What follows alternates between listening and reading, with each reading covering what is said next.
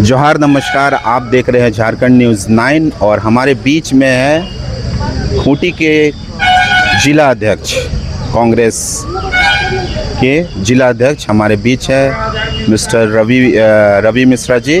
और आइए हम पूछते हैं कि आज इस तरह का भीड़ यहाँ खूंटी में डाक बंगला में क्यों है। और सबसे पहले भैया ये सवाल है कि ये संविधान बचाओ रैली क्या है? देखिए, जब से हमारे देश में बीजेपी का सरकार बनी है वो तरह तरह से किसानों को, मजदूरों को और यहाँ के गरीब जनताओं को हमेशा सताने के जिस तरह काम कर रहा है, तरह तरह के संविधान में संशोधन करके उनके ऊपर नए नए कानून थोपने का काम कर रहा है, जिससे लग रहा है कि जो बाबा साहब ने संविधान बनाए थे उससे ही अलग रास्ता में हट के ये सरकार चल रही है।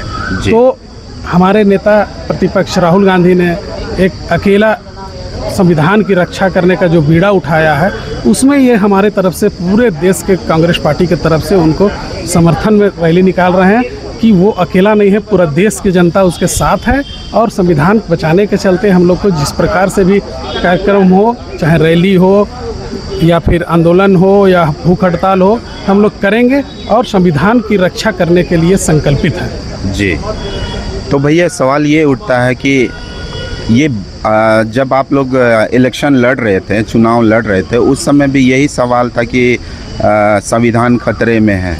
फिर आप लोग का महागठबंधन का सरकार आई है, ठीक है, फिर उसके बाद भी संविधान खतरे में है। महागठबंधन का सरकार नहीं है जी, ये तो बीजेपी झारखंड में, झारखंड का बात नहीं ना। संविधान का जो भी होता है, संशोधन या निर्माण होता है, वो उच्च सदन से होता है। जी। ये राज्य सरकार का नहीं है का? जी जी, ये चीज़ आपको मालूम होना चाहिए कि संविधान का जो संशोधन होता है सो उच्च सदन से होता है। ये झारखंड सरकार का कोई इस पर दायित्व नहीं रहता है। तो उच्च सदन इसके साथ छेड़छाड़ कर रहा है, बीजेपी का सरकार इसके साथ छेड़छाड़ कर रहा है और इसी की रक्षा के लिए हम लोग संकल्पित हैं और ये उसी के चलते आज का ये रैली का आयोजन किया गया है।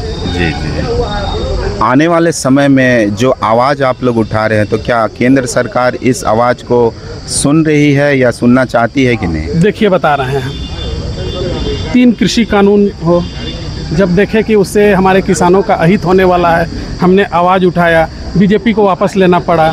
जाति जनगणना की बात हो, हमने आवाज़ उठाया कि देश में जाति जनगणना होना चाहिए, वो जाति जनगणना करने के लिए तैयार हुए। उसी प्रकार इस पर भी संशोधन करने से पहले उनको 100 बार सोचना पड़ेगा। जी जी, तो आने वाले समय में अगर कानून फिर से अगर चेंज होता है तो कितना सफलता आप लोग पाइएगा या कितना असफलता होइएगा? कानून बदलने से पहले 100 बार उनको सोचना पड़ेगा कि देश का जनता उनके खिलाफ जब खड़े हो जाएंगे तो वो किसी भी प्रकार से वो छेड़छाड़ नहीं कर पाएंगे। जी।